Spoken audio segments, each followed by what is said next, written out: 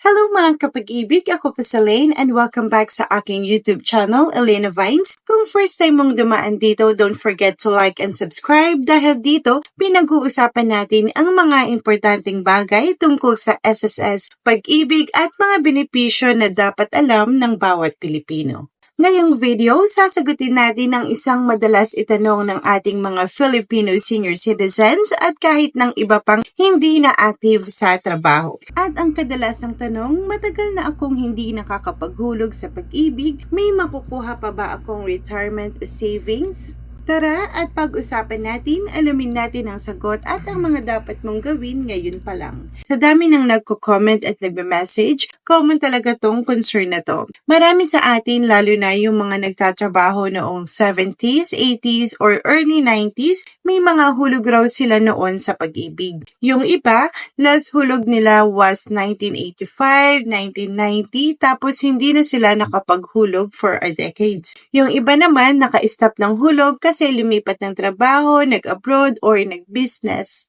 At ngayong malapit na silang mag-retire, ang tanong, sayang ba yung mga hulog ko dati? May makukuha ba ako kahit 20 years akong hindi nakapaghulog?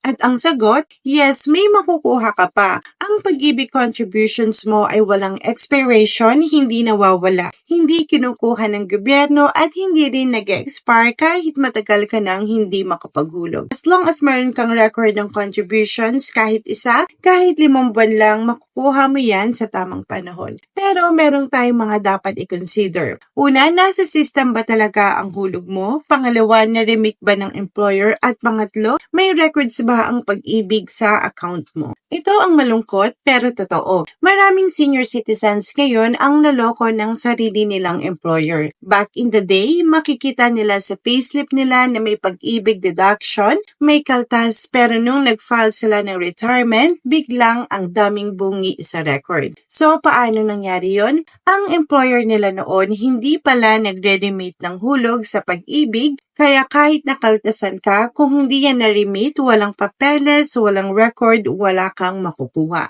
At ang masaklap pa, hindi mo na mahabol ang employer kung nagsara na sila o patay na yung may-ari o walang legal trace. Kaya kung nagtatrabaho ka pa ngayon, i-monitor mo na ang hulog mo habang maaga pa. Kaya ito ang dapat nyong bantayan, lalo na sa mga naging empleyado. Kung nakikita mong may kaltas sa payslip mo, hindi ibig sabihin ay narimit yan sa pag-ibig. Paano i-check ang pag-ibig contributions? Una, mag-sign up sa virtual pag-ibig account. Go to www.pag-ibigfund.gov.ph, click virtual pag-ibig at register using your pag-ibig MID number. Step 2, once may account ka na, makikita mo na dito ang contributions, dividends, loans, and loan balances at member profile. At para sa tip, kung wala kang makita kahit isang hulog, magpa-assist agad sa pag-ibig branch para ma-check kung may manual entry ka noon. Kung retired ka na, anong gagawin? Kung senior ka na or malapit ka nang mag-retire, pumunta ka sa Pag-ibig branch at mag-request ng membership savings claim form. Dalhin ang valid ID.